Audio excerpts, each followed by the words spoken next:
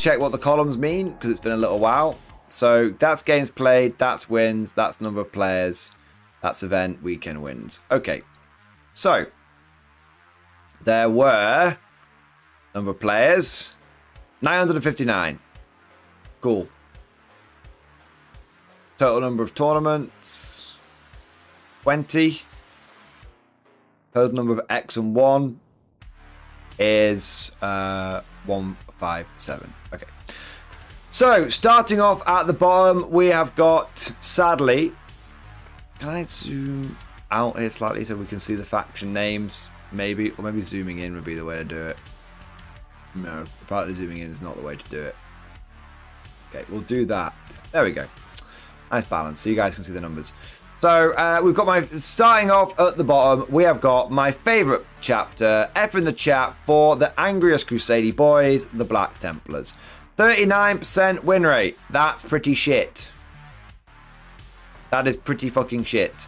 Number of players, not bad though. 24 this week. It was a busy ass week though. 959 is a busy week. And they actually had 3 X and O and 2 tournament wins. That's a pretty big deal.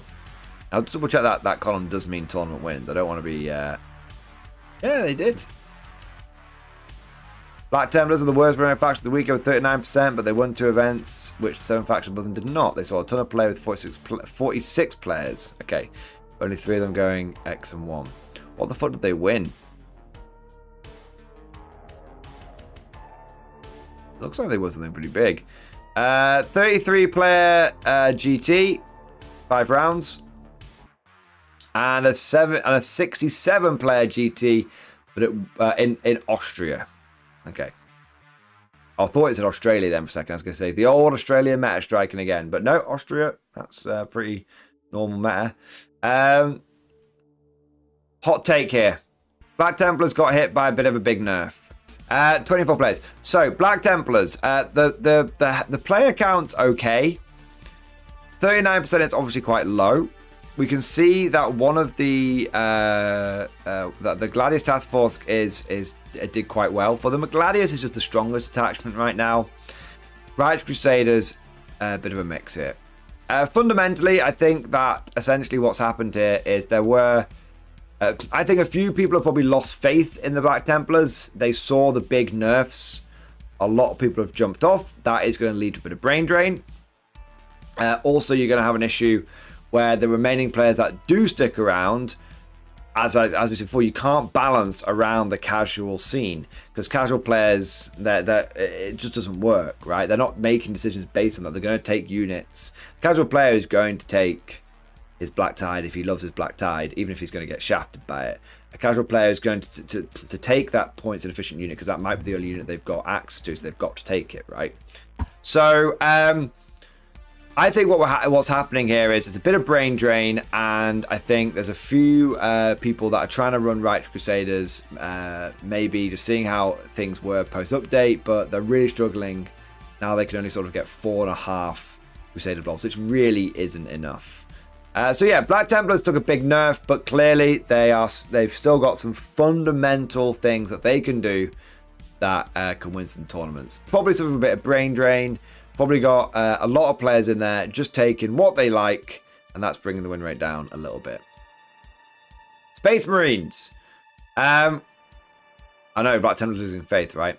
Space Marines, 40% win rate. I mean, it's better. There's a 4 in front of it. It's better than the fucking 3 that we've seen. 4 people went X and 1 out of 38 players. No one won a tournament, though. And it seems that there was a bit of a spike. I mean, look, you might think that First Company Task Force meta incoming. It was one guy that went 3 and 2. You might think Ironstorm Spearhead is back to ruin all of our hopes and dreams. It was literally 2 players who went 4 and 7 between them. So I don't know how the 7 games occurred there. Gladius Task Force. That's the biggie, right?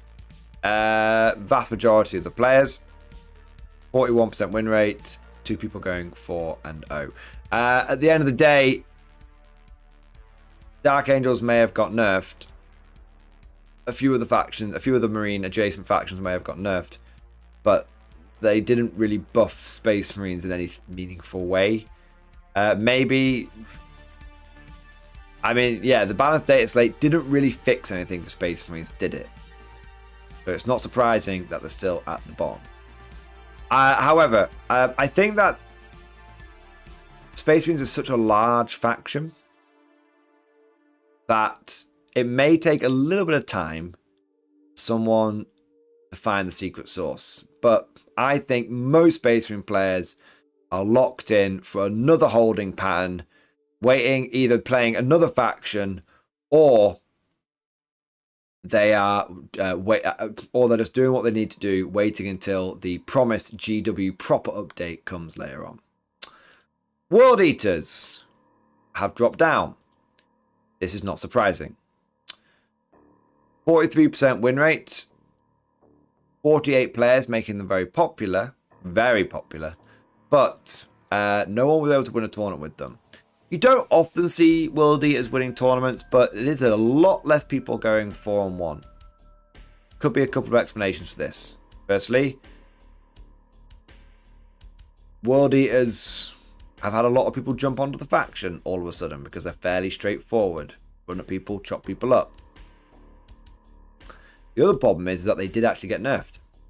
The Angron nerf was expected, but it wasn't the only unit that went up in points. And what I found with World Eaters is it was actually a fairly fragile ecosystem. Again, a good example, like with Thousand Suns, they don't have many other places to pivot to, do they? And there was a reason why pretty much every single fucking army was taking Angron. Because they needed to, and now it's more expensive. And if you're 2,000 points on the nose, and Angron goes up 15 points, it's actually really, it's a huge pisser. Okay, it's a huge pisser. Because this is 10th edition. If one unit goes up 15 points, you can't just do what you could do in Old World or you could do in previous editions. You can't just go, oh, well, I'll drop one Khorne Berserker. Now my list is fine. Now, if Angron goes at 15 points, you have to drop a whole unit and then start fundamentally rewriting everything, and you're fucked. It doesn't fit. The jigsaw pieces don't go together without you having to start rewriting things, and it can be a bit of a nightmare. Also, as we've got chat saying here, not only did Angron get nerfed, but you also had the Massive Execution nerf, which kicked them in the teeth, and the Blood Surge nerf. It's no surprise that World Eaters are kind of down at the moment. I tell you what is a fucking surprise. The fact there's so many of them still kicking about. Yeah. I will keep an eye on the World Eaters meta. I don't think the win rate is the number you want to watch here. I think it is the player numbers. Now, it is my distinct hope that World Eaters, that World Eater player numbers don't go down, because they're a cool faction. Bit, you know, one-dimensional, but very, very cool. I hope that we see a lot of love for the World Eaters and that the player base just sort of rides it out. And, you know, at the end of the day, Khorne does not care from whence the blood flows as long as it flows. Imperial Agents, here we are, baby. 43% win rate. They're not in the bottom three. Technically, the Imperial Agents players did better than the World Eaters and the Space Marines. Imagine being a Space Marine player and seeing Imperial Agents doing better than you. They also had 6 whole players. It's not many, but it's 6 whole players, and there's one brave, beautiful motherfucker running Deathwatch. This man right here deserves the Medal of Honor. He deserves the Honorifica Imperialis. He deserves the Victoria Cross. Whatever other medal you want to give him, pin it on his fucking chest. I want this motherfucker right here to look like a North Korean general. Just fucking pinning medals on. So he's just covered in head to toe. That is... You sir, and the fact you went 2-5 with arguably the worst fucking detachment, it's incredible. He didn't get whitewashed. This motherfucker had a better win rate than Black Templars on average. This motherfucker had a better win rate that had the same win rate as the average of Space Marines. Technically, Death Watch are as good as Space Marines in 10th edition right now. You then had a shitload of people running Imperialis fleet. You had 5 people, and they had a 44% win rate. And that's 5 people. That's starting to get dangerously like to a data sample we can actually trust. I wouldn't be surprised if Imperialis fleet contained a lot of Death Watch. I don't know. But this guy's committing to the cause. These guys are probably Navy Death Watch players. Yeah. Grey Knights. Not a lot changed for Grey Knights. They made, I believe it was the bigger units more expensive. And that's probably to discourage them fucking people over with Cull the Horde. Probably. Grey Knights. I think the telling number here is the player numbers. You've got factions like, World Eaters and fucking even Space Marines, and even Black Templars, running around with some pretty decent player numbers for their size. And then you've got Grey Knights where the player numbers didn't really change all that much. I don't think anything fundamentally changed for the Grey Knights to make them suddenly really exciting and people suddenly really interested in playing them. The Dread Knights, I think, got slightly more expensive or slightly cheaper. They changed points slightly. The Terminator changed points. I spoke to Salty Simon, who has played Grey Knights pretty much all of 10th edition, and he's going to be playing them until the end of this year before he switches over to another faction. And he has said that the point changes have not majorly impacted his list writing at all. So there you go. Nothing changed for Grey Knights with the data slate. AdMech. AdMech, 16 players. 16 times the detail. The models certainly are. 44% win rate. Skutai Hunter cohort still at the top. Most popular. Most powerful. Nothing changed. I mean, I don't know how. AdMech are the faction.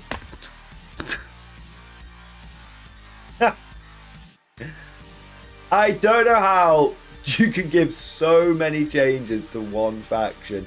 You release them with an index, completely fuck the faction. You then can constantly change the points, changing them, to a proper Horde faction. No one jumps on the bandwagon. You then give them a fucking codex.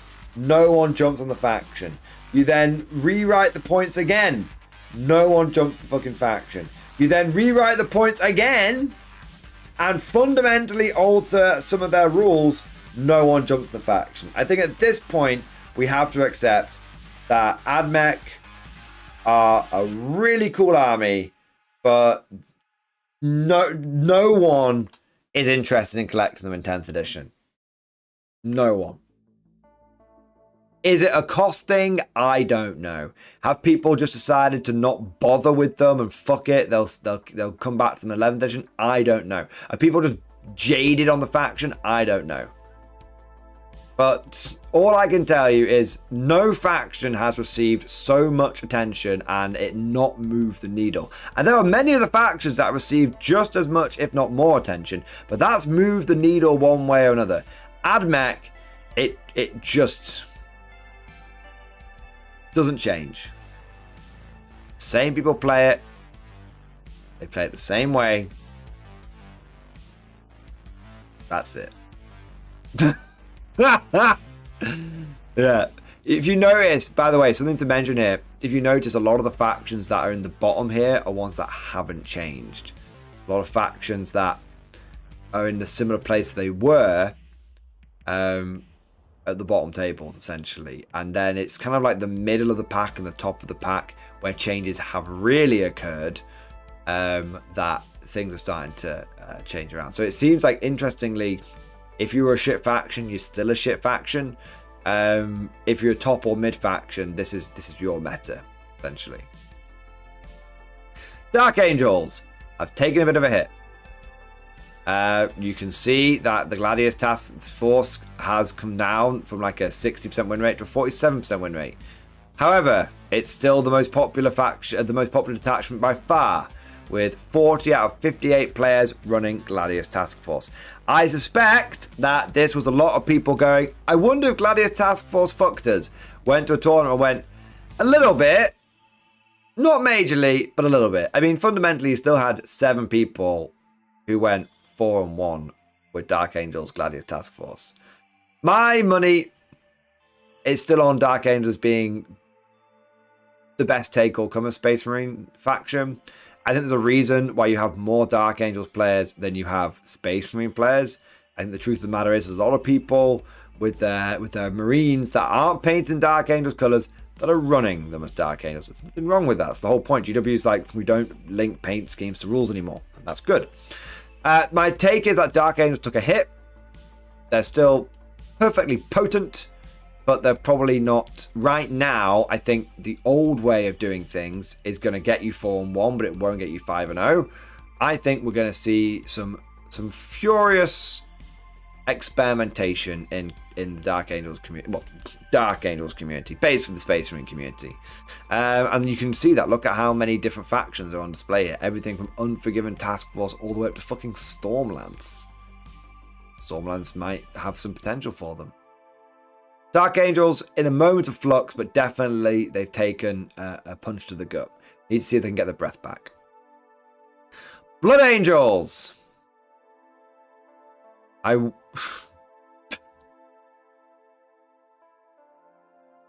Alright.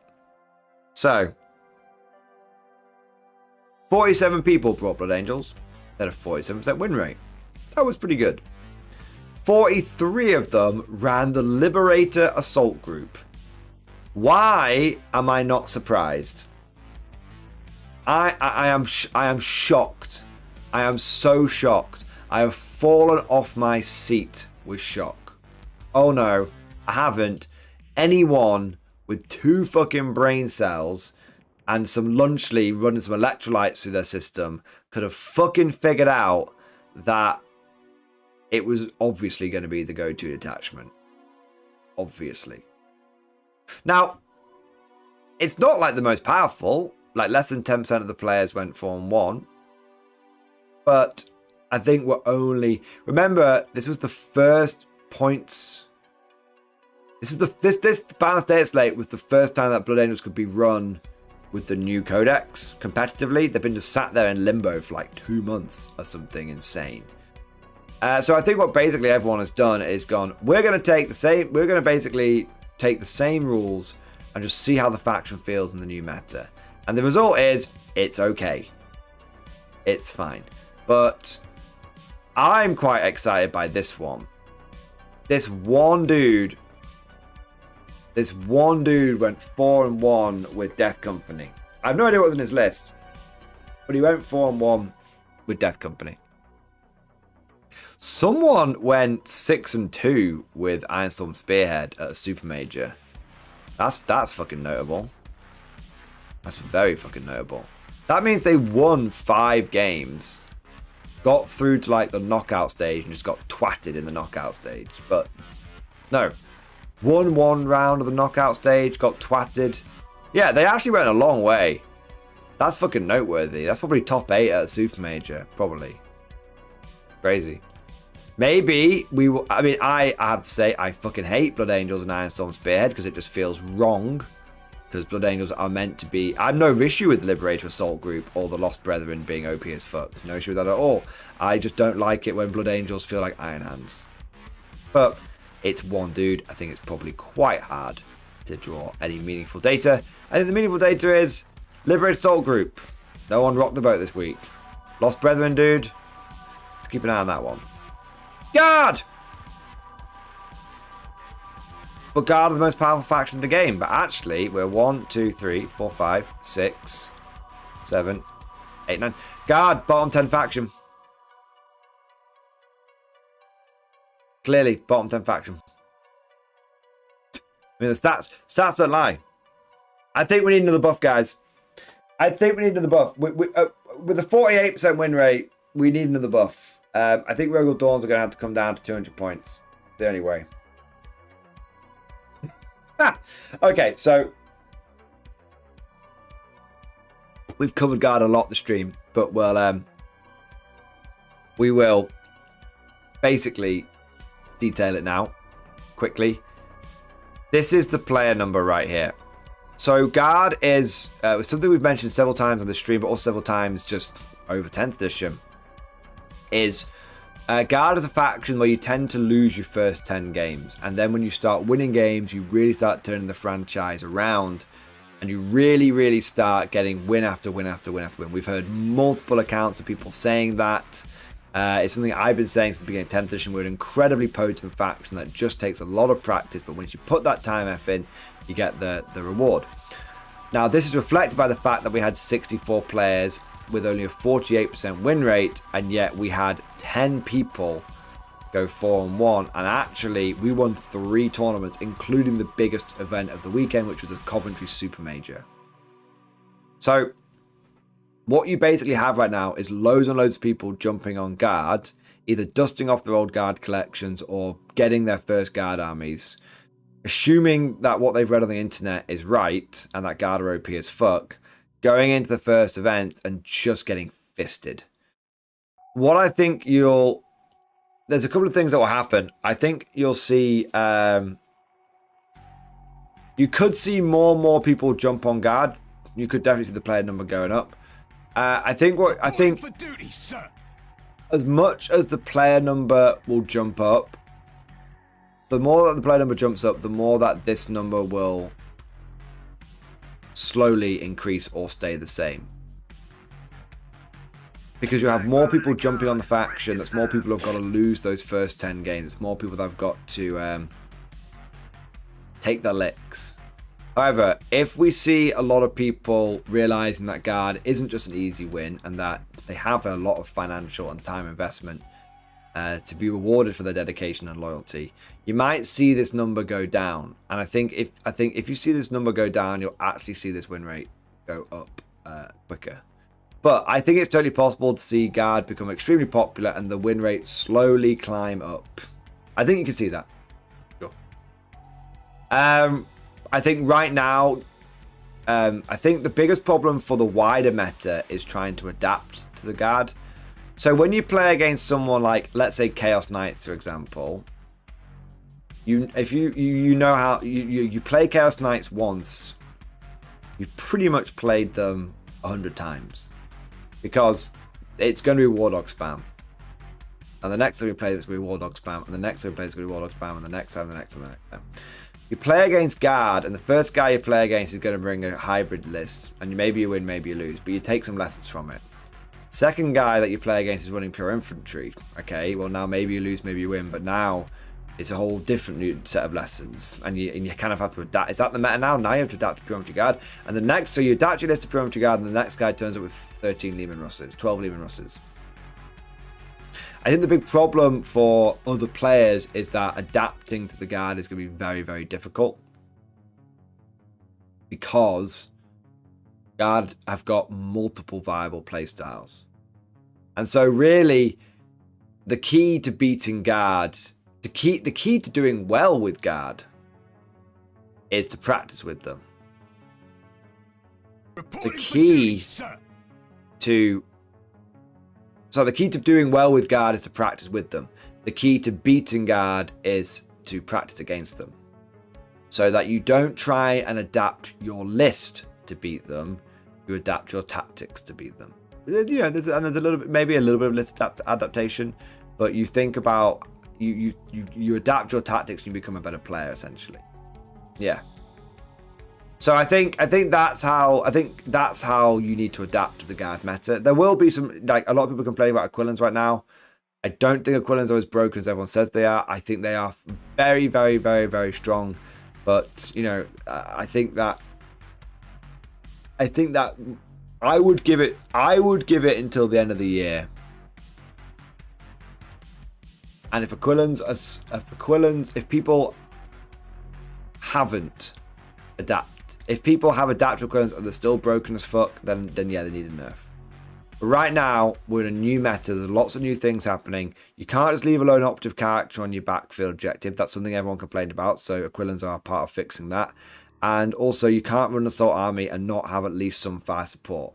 which is something you should never have left home with anyway, but now maybe you're forced to actually try and build a slightly better list. Yeah. I think playing against Aquilans will force you to build slightly more interactive lists. Yeah. But overall, Guard are very strong, but they're very strong if you know what you're doing with them. If you don't know what you're doing with them, you're going to get filled in. But you will start winning a lot of games if you stick with the faction. Orcs! Yay! I have to say, it's great to see Orcs, like, not completely shit. Not completely shit.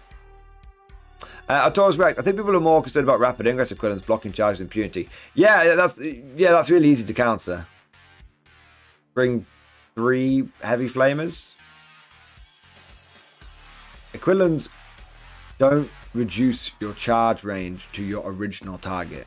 This is what people are forgetting. So, if you, let's say you charge, you move an advance forward with one of your units, you've got like an advance and charge strat, you do that, and then you're 6 inches away from the enemy unit, and the Aquilans come in and deep strike, rapid ingress. Okay, so yeah, the Aquilans are blocking you from your original target, but your original target is still only 6 inches away. So all you need to do is, because Aquilans come in your movement phase after you've done all your movement, it's not like they can come in at the beginning of your movement phase and stop you and really hold you back. All you need to do is just clear out the Aquilans. And yeah, they've got smoke, but that's 2 CP, 1 for rapid ingress, 1 for smoke, and 2, smoke means diddly dick to flamers, which ignore cover, and auto hit. So the problem that a lot of people the problem is a lot of people got very comfortable with basically running World Eaters very one-dimensional and running Corn Demons very one-dimensional. And the reality of the situation is that you literally need like 2 or 3. If you're a Demon player right now, you literally need 1 unit of Flamers. So you move your assault unit up, you know where the big assault's going to be, you move your assault unit up, and then you deep strike your Flamers down in a position where they can cover the charge. Then if the guard player deep strikes his Aquilans down, you go, thank you, mate, I'm going to flame you fucking Aquilans off, and my charge is still going in.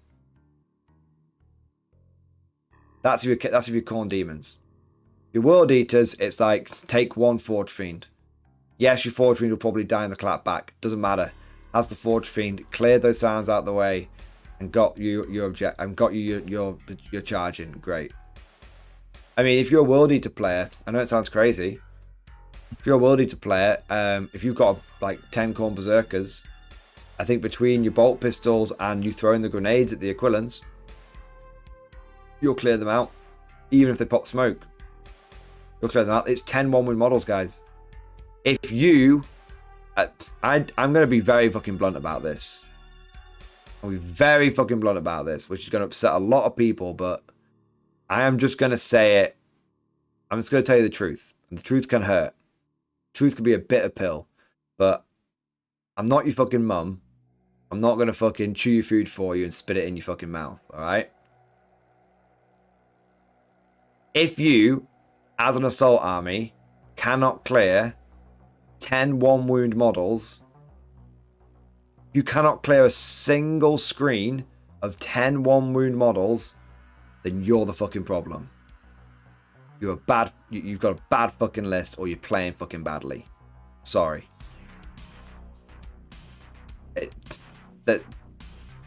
There's no other way of putting it. It's 10 fucking guardsmen. Yes, it's very good. Yes, it can fuck you up if you forget about it. Absolutely, it's strong as fuck. But if you can't clear a screen of 10 fucking guardsmen to get to your original fucking objective, then you've built a shitty fucking list. I told you, I'm not pulling punches. I'm not pulling fucking punches. I'm being very balanced about this. I am saying Aquilans are very good, but I am saying you cannot put all of your woes at the altar of the fucking Aquilans. You gotta have some fucking responsibility here. Have some fucking agency here.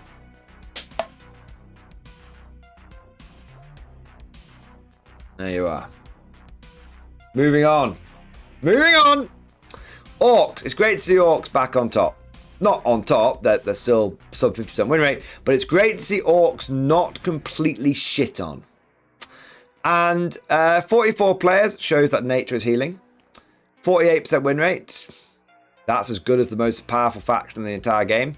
But you know what makes my little fungally dick really happy is that Green Tide, yeah, it was only 3 people, but Green Tide had a 50% win rate and was technically the strongest faction. If Green Tide is back on the menu, guys, then my Green Tide project is back on the fucking menu. Eldar had a lot of buffs. Didn't change a whole lot. Win rate stayed about 48%. I think it was 48% the last few fucking weeks I checked it. Few people went 4-1. Most people are going 3-2. The Eldar got a lot of points cuts. I think it will still take a little bit of time before we see the impact of those points cuts. Not a lot of time, a little bit of time. Because Eldar, you know, they got a few points cuts, but they're still a relatively expensive faction, points wise. So you only need to slap a few more boxes in there, and you might have probably adapted. But I don't know about them. Yeah, I think give it another couple of weeks, we might see a lot of people jumping back on Eldar. Those points cuts were very nice, very tasty. Imperial Knights and Chaos Knights. It's Wardog spam.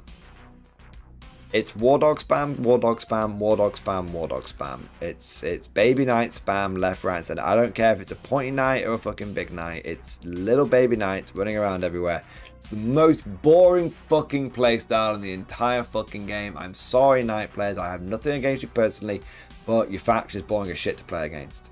And like, it's just a stat check. It's no surprise these things are still sitting around 50%. Did you bring enough firepower to kill 3 baby knights in a turn? If yes, you won. If no, you lost. Will Chaos Knights start winning loads of tournaments everywhere? No. Will loads of people jump on the faction because it's an easy 3-2, 4-1? Yeah.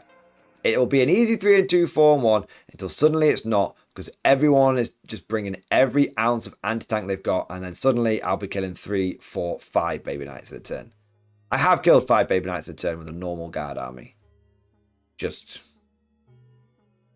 1 Lehman Russ pops 1 baby knight. 1 Lehman Russ pops 1 baby knight. 1 Lehman Russ pops 1 baby knight. 1 Lehman Russ pops 1 baby knight.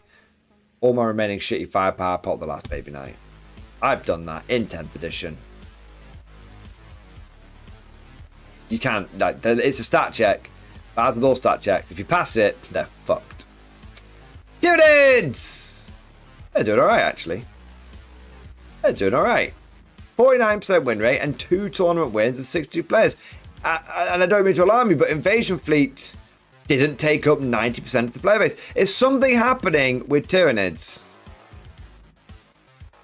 Is something happening? Like, Invasion Fleet is no longer absolutely, unequivocally the best attachment. Synaptic Nexus, which I think is basically Armor of Contempt, the detachment, and Vanguard Onslaught, which is basically the Crystal Maze, the detachment. Seems to be doing something.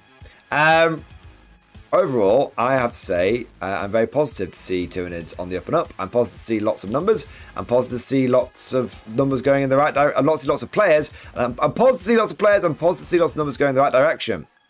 Because Guard vs Tyranid games are always the most fun. Even when you're facing crazy shit like Crush Stampede, Nidzilla, still a lot of fun. How do Guard play into Nids? I don't know, man. I think we beat them. Our infantry beats their infantry. Our big monsters beats their big monsters. Exocrines are very good. Tyrannofexes are very good. I think what happens though is a tank commander gives himself take aim, drives forward, nukes an exocrine, dies, nukes an exocrine.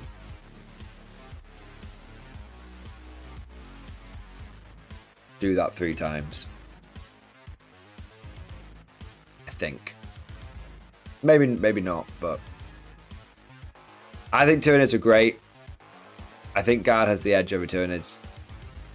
But these are very encouraging figures.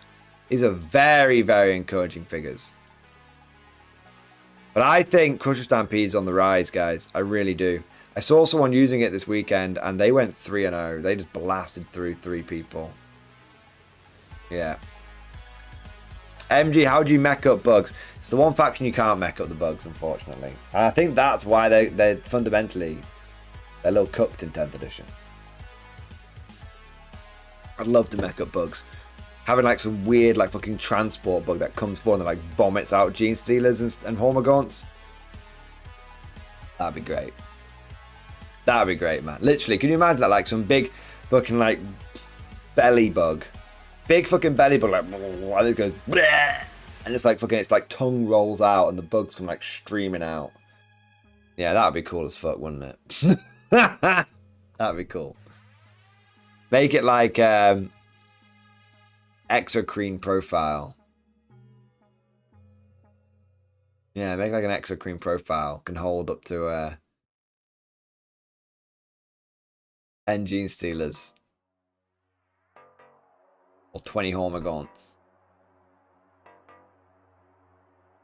That model literally exists and they don't use it for that.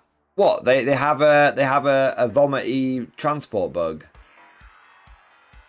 I didn't know they did that. That's cool. I've never seen it. Never heard of it. Is it a 4-draw one? Doesn't exist anymore.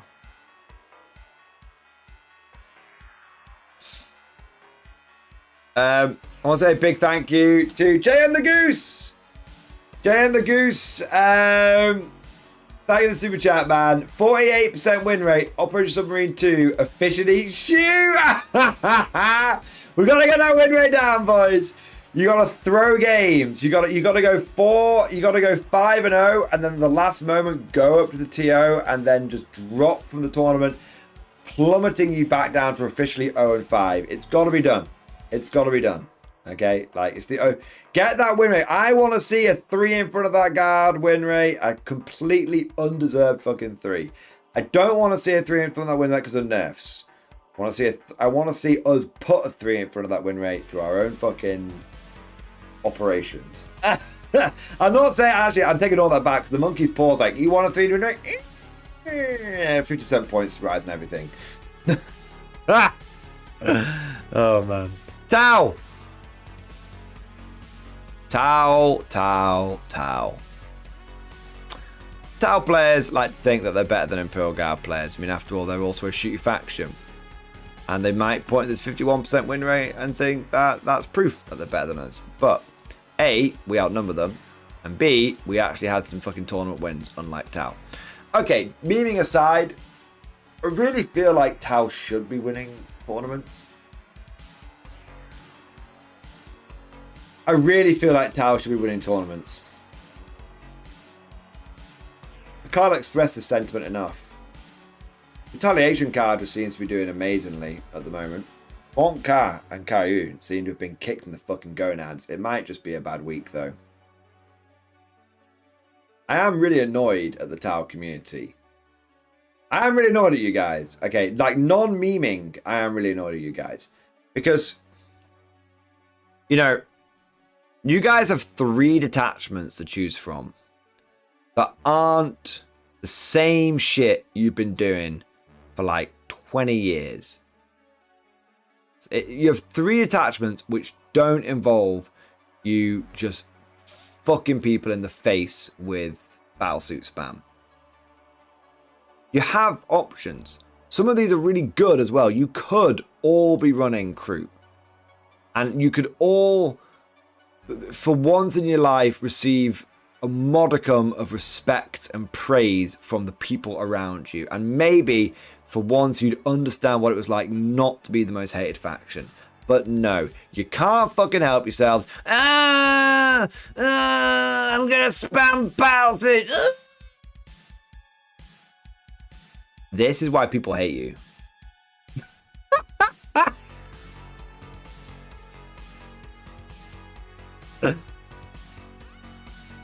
Isn't this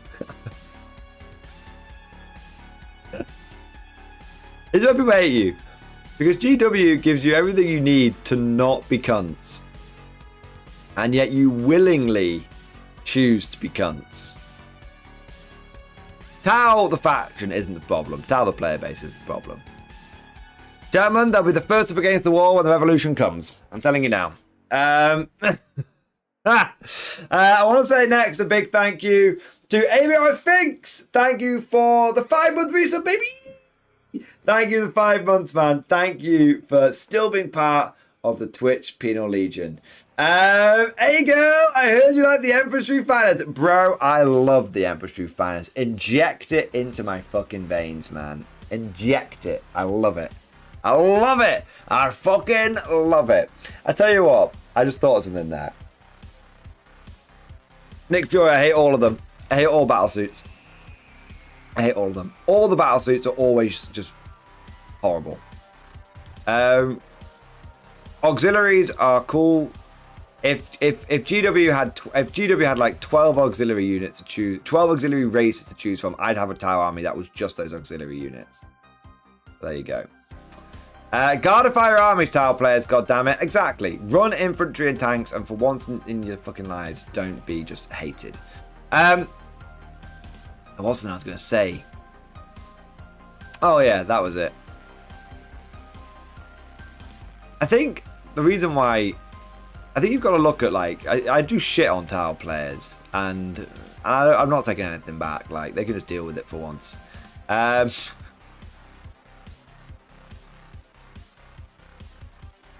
think there is a big difference in the communities. Tau community, Guard community. You give the Tau community all of these beautiful new recruit models. I've never seen anyone use any of them. I've never seen anyone even buy any of them. Not in real life. I see people like doing them as like hobby projects, but no one takes them to tournaments. Ever.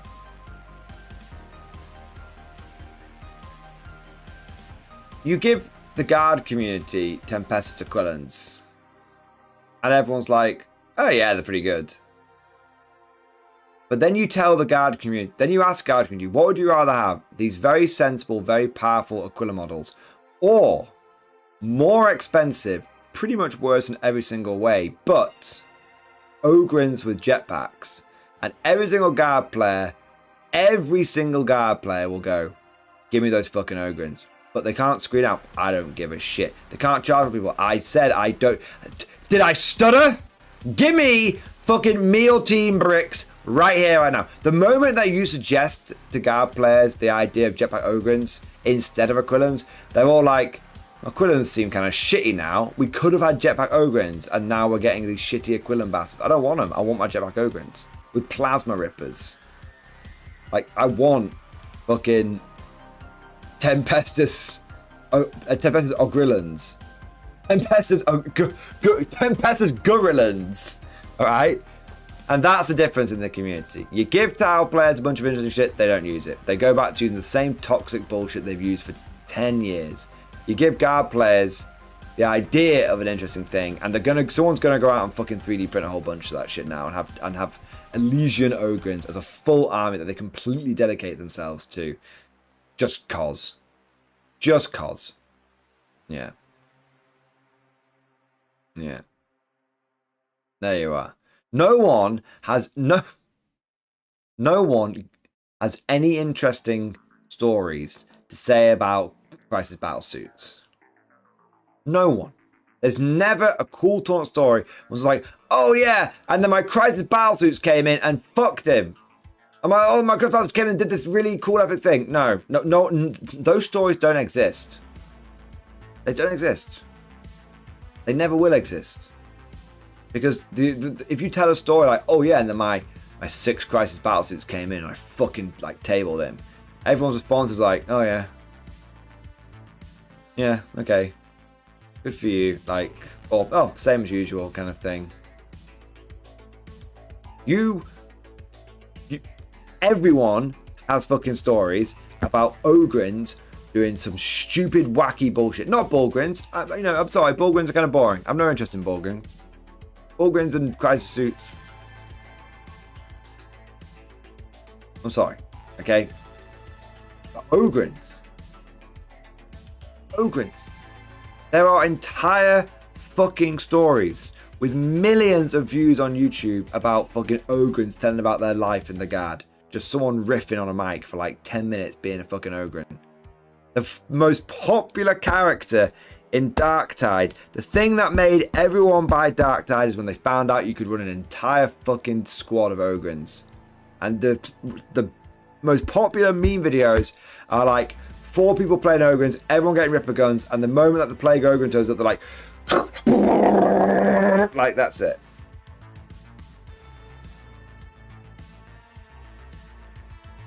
If you'd made a game where you could play as a Tower Crisis suit, no one would give a shit. Because they just go and play it. They go and play Armored Core instead, basically. There you go. Anyway, this was meant to be a meta-analysis, and I've spent 10 precious minutes shitting on the Tau. And mama don't lie. And mama don't lie. There you are. Adept Custodes. 50% win rate is okay. 5 people going 4-1 is okay. One of those people actually going all the way and going 5-0. That's pretty good. And he won the fucking event with Talons of the Emperor, not even Shield Host. That's pretty cool.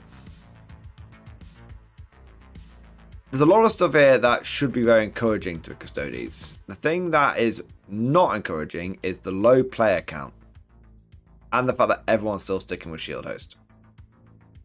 I don't think enough changed for the Custodes. And my resident ambassador, the Warden, Al Coffin himself, said that the Custodes changes were, and I quote, unexciting and uninspiring. Al Coffin, you're in chat right now. Has the Custodes changes made you in any way, shape or form interested in going back to Custodes, or are you just loving the Guard hype train right now? I know what he's going to say. It's a leading question. But you guys get the point. Custodes are fine, but they've not changed enough for it to be interesting. Space Wolves. Oh dear. For any other faction, this would be a fine win rate. For Space Wolves, it's a fucking bad day in the office, that. Stormlands detachment. Oh my god.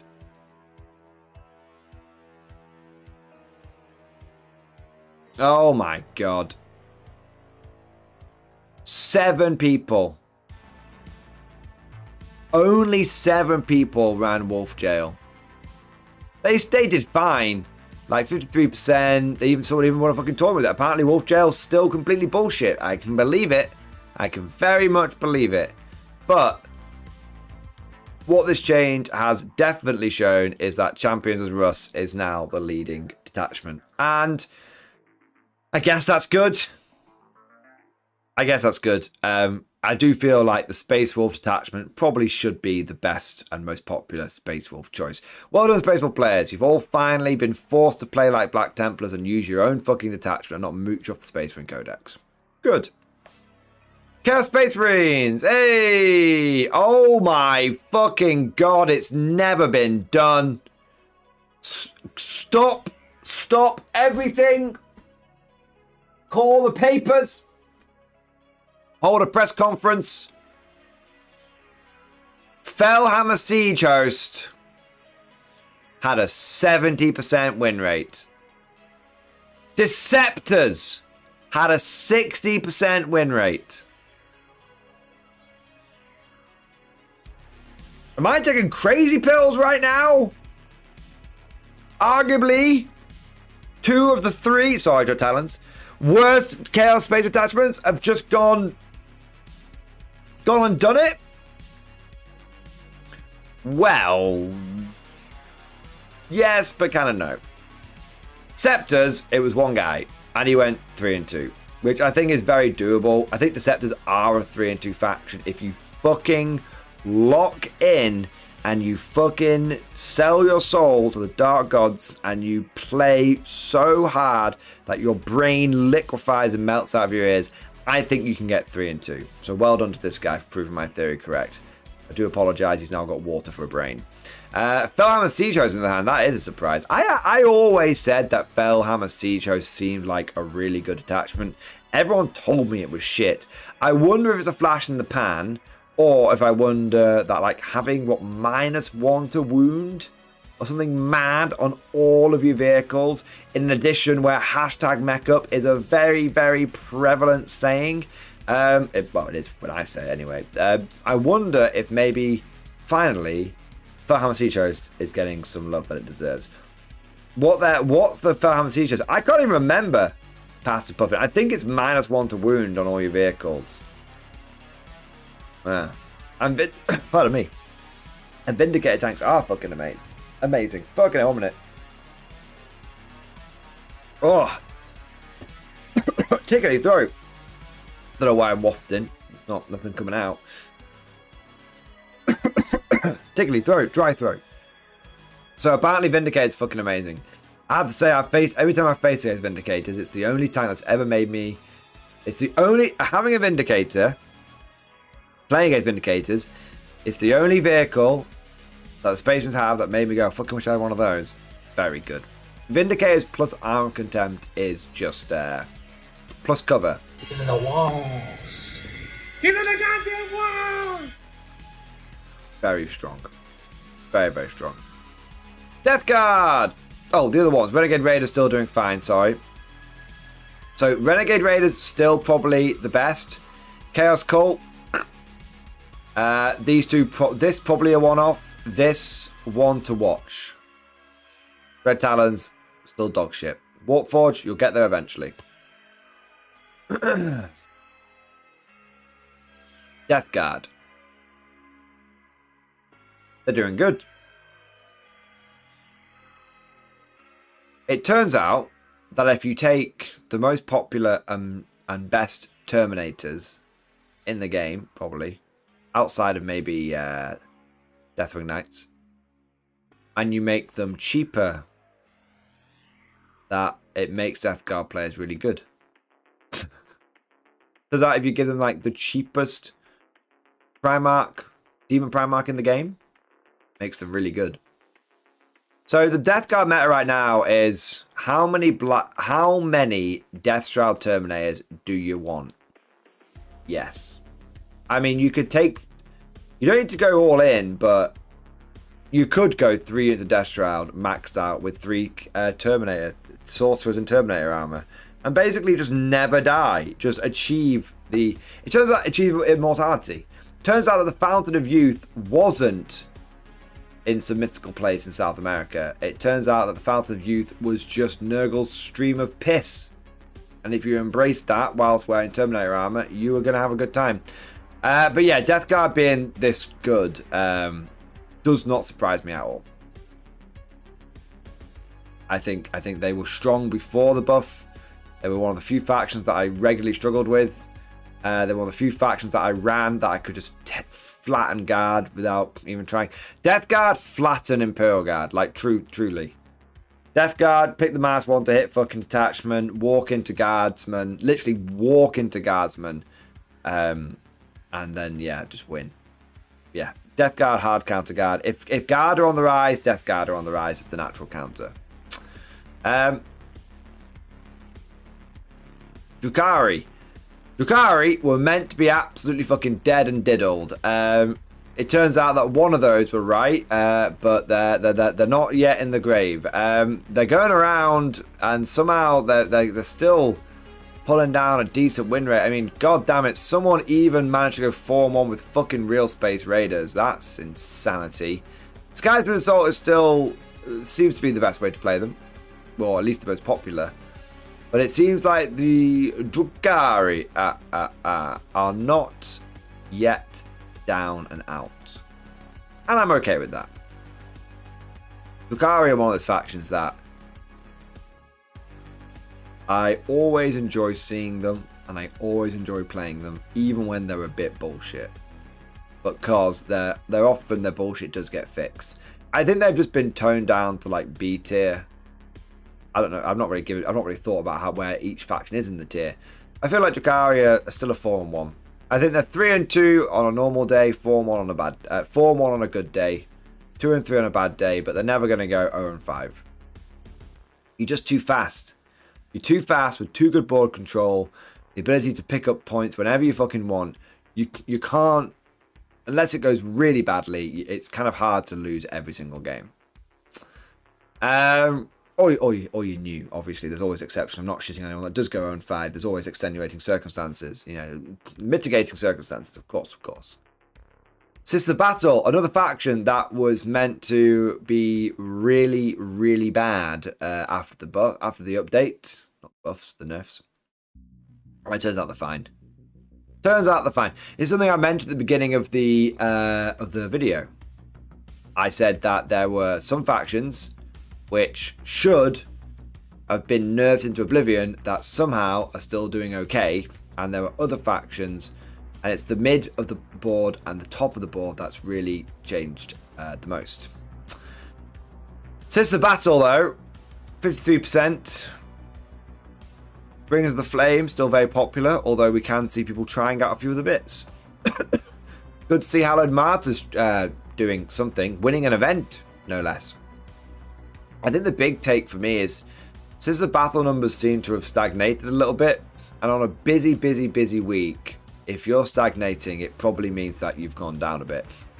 I suspect that a lot of people saw Sisters, thought they'd been completely butt-fucked, and decided to jump off the faction before realising that actually Miracle Dice are still completely cooked.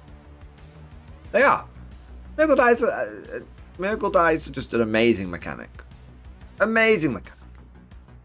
They take a little while to get going, but they're still an amazing mechanic. So yeah, Sisters are not dead. Sisters are fine. Sisters are still strong. Respect the Sisters. What I'm hoping to see with this battle is this. People trying out all the different detachments. I would love it if Bringers of the Flame lost a few more people playing it and we saw a few others just trying out other things. I never this is something that I think sometimes takes people by surprise when I say this. I don't really have a problem with the faction being overpowered. I don't. I have a problem when a faction is boring. And the number one leading cause of a faction being boring in my mind is when every single time you play it, it's running exactly the same shit every single time. I would not care if Sister Battle had like a 60 or 70% win rate. I would not care. I would not care. As long as every single time that I played them, they fucked me a different way. That if there's variety. If a faction is incredibly popular and I end up playing it 3 games in a tournament, and every single time that I play it, they fill me in, but one guy's running Hallowed Martyrs, and he's got all sorts of crazy, like, I don't know, fucking Seraphim things running at me. And one guy's running Bringers of the Flame, and it's all fucking, like, Sisters and Rhinos meching up. And one guy's running Penitent Host, and it's all crazy, like, Mortifiers and Penitent Engines and Archiflagellants. I've been filled in 3 different fucking ways, but it's been interesting every single time. That's the biggie.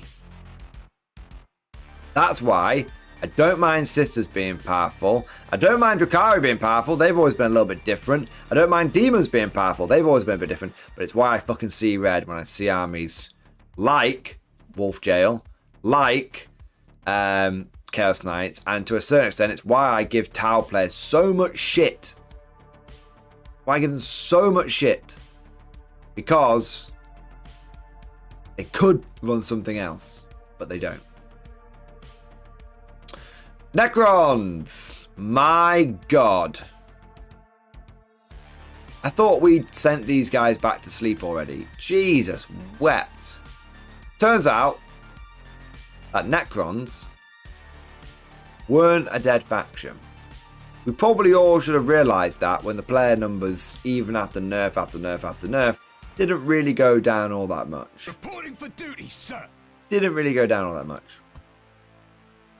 Now, they've been given a little firmware update. And look at them go. it turns out that people didn't sell their Necron armies after the nerfs. They just slept on them for a little bit. And then the moment that Necrons were good again, they were like, to the moon, diamond hands, baby. Oh, my days. 71 players. That's like literally an overnight. We're back in. Oh, we're back. We're so back. The good thing is there's a bit of variety. Thank God there's a bit of variety. Hype, they had 71 players. 19 people went 4-1. That is obscene. That is actually obscene. I don't know. I don't want to hear anyone give me shit about Imperial Guard. I don't want to hear a fucking thing. All right. I don't want to hear a fucking thing about Aquilans. I don't want to hear a fucking thing about Guard being the best faction. But I don't want to hear a fucking thing about it. Okay, because this is grotesque. All right. After everything the Necrons have been through, they're back up to being the most played faction with the most people going 4-1. I don't want to hear a fucking until this is fixed. I don't want to hear a fucking word. All right. I'm not that angry though. I'm not that angry. I'm not at the Necrons themselves. I'm actually somewhat enthused because Awakened Dynasty, which I don't know if people are running it in Silvertide, but to me, in my mind, it should be one of Silvertide. Well, second most played faction. Not everyone is running Hypercrypt anymore, thank God. I mean, a lot of people are, but we're seeing at least a little bit of variation. And they even won 2 tournaments. Just tell me that I can run Necron not Hypercrypt. Tell me I can run a Silvertide and be okay. That's all I want to know. If I can, great. If I can't, then why the fuck am I even here? Jafar! Kree! Thousand Suns. This is surprising. I've been blowing myself a lot recently. And also been tooting my own horn in this stream. But I think everyone thought Thousand Suns were fucking dead. I thought they were fucking dead. Like 200 points, every 2,000 point list basically going up like 200 plus points. I thought they were fucking dead. Apparently not. Apparently they're still, I mean, the player numbers are down a smidge. Player numbers down a smidge, but 7 people going 4-1 and one of those people actually going all the way and winning an event. What the fuck did this guy win? I gotta see this. So he did win a 30-player 5-round tournament. However, it was in France. Now, that's not an indictment of the French mayor. That's just an indictment of France to place.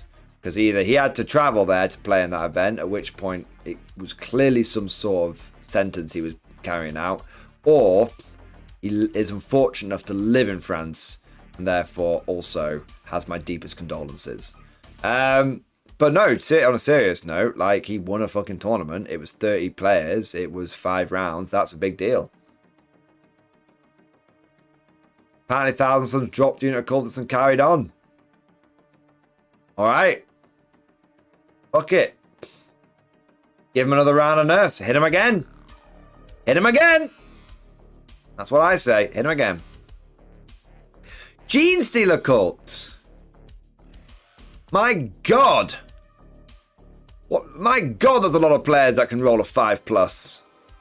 Maybe I should have done that. I can't really roll 5+s though, as proven by the Scion after action report. 23 players will in Gene Stealer Cult. I never thought I would see the day. Not after that codex. Not after that codex. Holy moly. I mean, I guess a lot of people have been borrowing those dice from Element Games, maybe. Just need that unit back. There we are. I do hope that... I've actually... Gene Stealer Cult actually won the GT that I was at. This not this weekend, last weekend. They are actually quite a good faction. It's just... Do you roll your 5-ups? Do you not? There's a lot of that. I also think that they had a lot of points decreases. So basically, Genes to the Cult now don't really pay as if they get their units back. Like, it's 130 points for 20 neophytes. You're getting a 10th edition, that unit was 180 points. Now it's 130. You're paying the same points as a unit of guardsmen. They're basically playing like guard, like they're paying like guard points, but then on a 5-up, they get their guys back. So it makes sense. I still, I'm really happy to see Genes of the Cult doing better. I have a Genes of the Cult army. Like, I really want to play them. But I'm kind of like morally against playing them when I really hate the army rule. I really hate it. I really, really hate it. Do you know what I know a lot of people disagree with me on this. I would love it if they cut the points. Fucking make them cheaper than guard. Or make them really the same points as guard, you know. But then just don't have this shitty respawn mechanic. Don't have the shitty respawn mechanic. Just, if you want me to take waves of dudes, give me really cheap dudes. And give me really cheap dudes.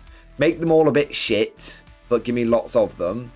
And I will throw the waves in. I'll throw the waves in. And if you want to make it so I have... if you want to make me unique, make it so I can deep strike. Make it so that either give me something. Give me like one unit that can like deep strike in turn 1. But if you really, really don't want that, make it the other way so I can deep strike in turn 2, turn 3, and turn 4. Maybe even turn 5. So turn 1 deep strike. That's the. That's out. Okay, we agree. That's out. That's not okay. But make it so I can deep strike throughout the game and give me really, really cheap units so I can just constantly throw waves of bodies at people. Because the problem is, if you make it so that I have to come in turn 2, turn 3, I kind of have to blow my load turn 2, turn 3. But if I can fuck people up throughout the entire game, but my guys are kind of shitty, I'll fucking do that. I would love to run. I would love to have wave after wave after wave of neophytes, acolytes, these fucking truck bastards. I'd love to have what felt like a proper uprising where, like, you know, like the next wave rises up from the sewers and they all get fucking gunned down and they all like have to sort of hype themselves up again, like, fuck, okay, like, okay, no, it's our time, and then we all die. Like, I'd love for it to feel like the uprising coming from every direction, and they know the terrain, they're hitting you no matter what, and you've always, Genes of the Cult should feel like you're always on your toes, always. And I think the way you do that is you make them dirt cheap and you make it so they can deep strike throughout the game. From reserve throughout the game. I think that's the way you do it. But give the Genes of the Cult players the... Don't make them do it. Give them the tools to do it and then encourage them to do it, but don't force them to do it. Yeah. Like they do the respawn, it makes cheaper and less effort to collect, paint, and field a horde army. GW need to figure out how to make the mechanic work. I mean, true, but I mean, 200 rats and trench coat. I think. Let me hit you with something here.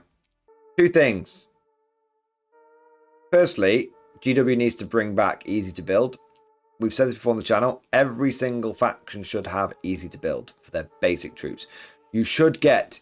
For Genes of the Cult, there should be easy to build acolytes and easy to build neophytes. Easy to build neophytes, 5 models, £6, only come with auto guns. If you really want, one guy can come with a heavy stubber, but basically only come with auto guns. And then you have acolytes, 3 models, £6, only come monopose, only come with auto pistols and like claws. That's all they get. Literally, they're snap fit. They come off, fuck them up, put them on the base. Slightly lower quality, cheapest chips. Do that, you solve all the Genes of the Cult problems, and that I think that's the way. That's the first way I'd fix them. Second way I'd fix them is I would say maybe they don't even need fixing. Our players have to go out there and buy 100 fucking infantry. Every guard player fucking bites the bullet and fucking does it eventually over time. Guard players have to go out there and buy hordes and hordes. This is the argument. When people say AdMech are an expensive army to collect, that's why no one collects them. Guard are fucking expensive as shit to collect. The reason why people pick up Guard over AdMech is because Guard are fucking interesting and AdMech are fucking awful. Like the lore, interesting. Hence why you've got a very dedicated yet small community.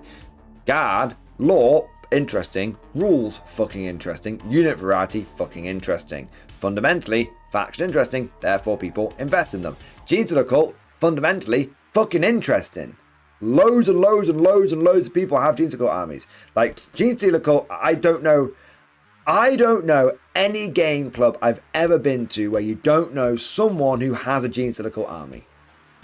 But they're always the one's third or fourth army, but they're always an interesting army. Someone always has them. A lot of people have them as a third or fourth army. Genes of the Occult are fundamentally interesting. Give them rules like that are not total dog shit, and people will start playing them. People have them. Hence why whenever the moment they're ever good, you see fucking shitloads of them hit the tournament scene like overnight. But people don't play them because they're shitty. Yeah. I think a lot of Guard players go for third-party infantry. This is true. But there's nothing stopping you going for...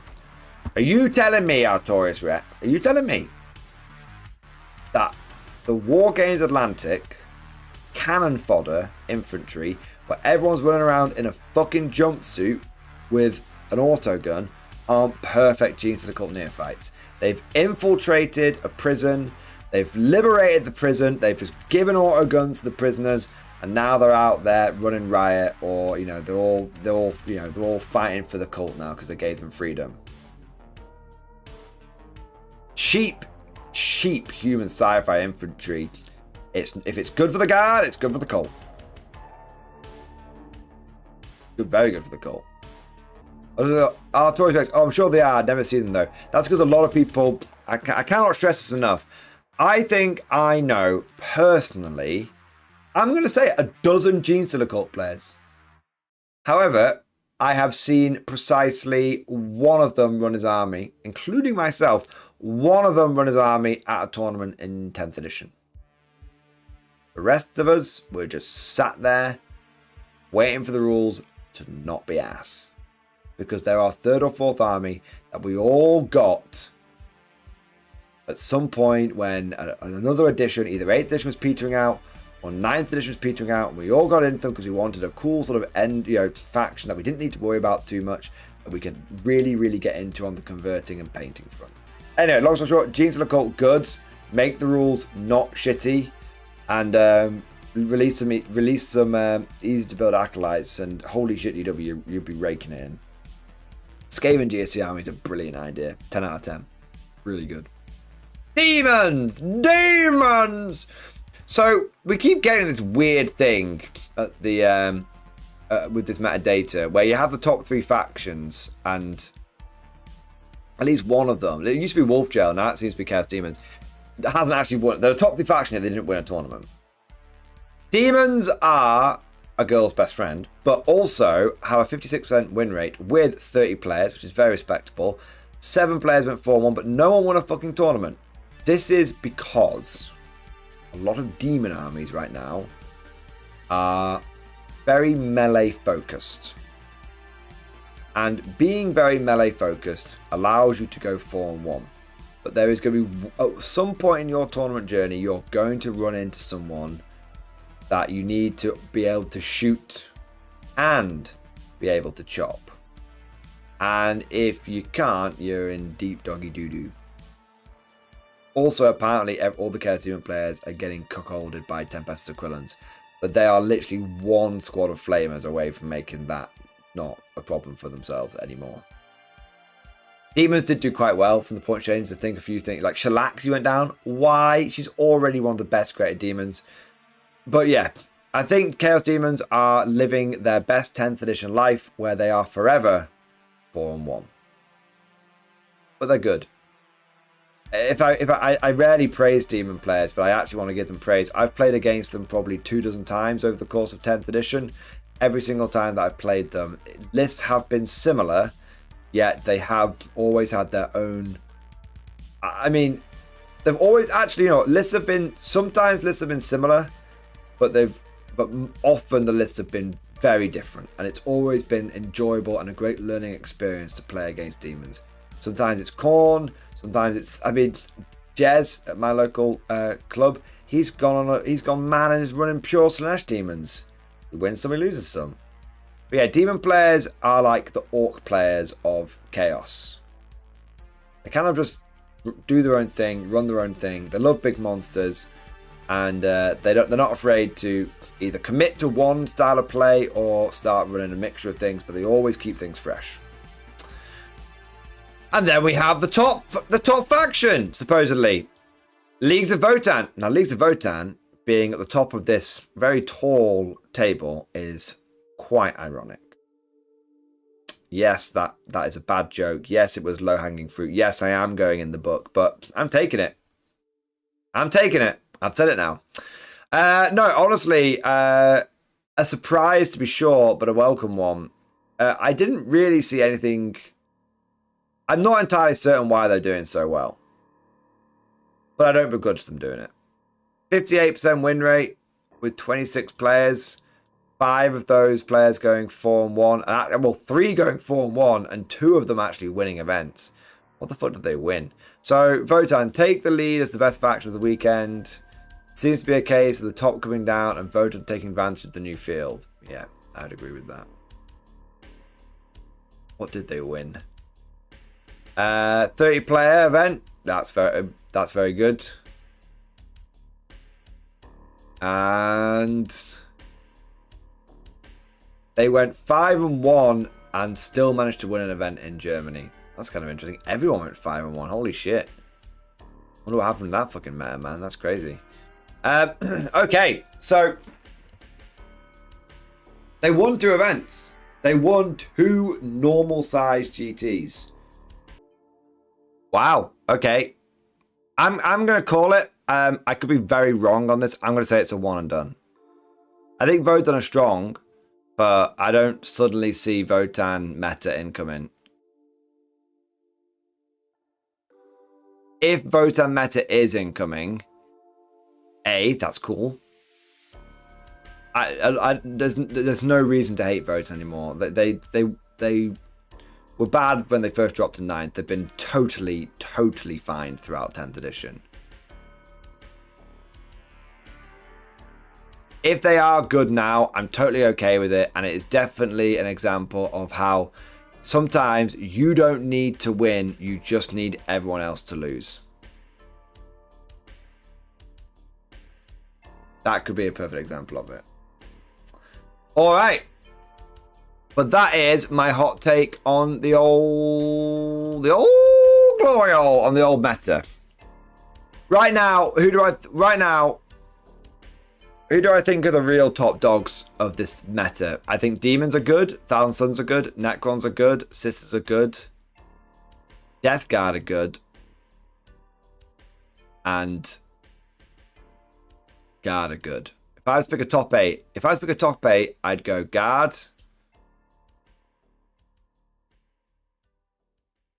Death Guard, Drukhari, Sisters, Necrons, Thousand Suns, Demons. That'll do. Like that's my sort of top 5 or 6. But if I do a top 5, sack off Demons. They're only 4-1. Keep Thousand Suns. If it is true they're just got 1 unit cult and they're carrying on, I'm gonna keep them in. Necron, Sisters, Drukhari, Death Guard, and Guard. Yeah, Guard, Death Guard, Drukhari, Sisters, Guard, Death Guard, Drukhari, not Drukhari. Guard, Death Guard, Sisters, Necrons, and there's a bit of a fight for the final slot between Demons, Thousand Suns, and Drukhari. But I'm gonna say Thousand Suns, just because they won an event this week and Demons didn't. I'd say bottom 5. Agents, obviously. Space Marines, obviously. AdMech, obviously. But that's mostly to do with the popularity contest. Custodes, because they're boring as fuck. And after that, there's not really a good last one. No. Maybe Grey Knights, but Grey Knights are weird. I'm going to say Grey Knights just because I personally hate them in this edition. But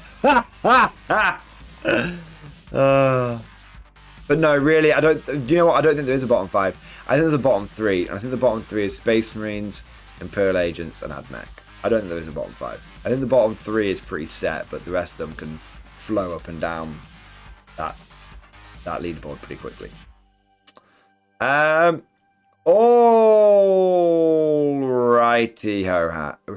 Rohan. Righty ho. Of course, that's what I think. But if this is all like my opinion, man, let me know what you guys think down in the comment section below. If you watch this post live, probably will do a stream highlight. Or let me know in chat right now if you are viewing it live. Alright, guys. Thank you for watching on Twitch. Thank you for watching on YouTube. Thank you for all of your support. I hope you enjoyed the stream. And of course, as always, see you guys next time.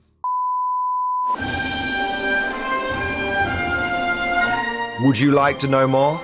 If so, then please consider becoming a channel member or patron. By supporting the channel, not only will you be doing your part, but you'll also be helping me create more content for your viewing pleasure and unlocking a whole host of perks. You get everything from a badge next to your name, custom emojis, but the big one is access to the Mordian Glory Discord server, an online community with almost 2,500 active members. It's always popping off in the MG Discord. We've got channels for army lists, hobbying, tactics, stories, and even a pretty spicy meme section as well. For all you greenhorns that wanted to see the Mordian glory hole, today is your lucky day.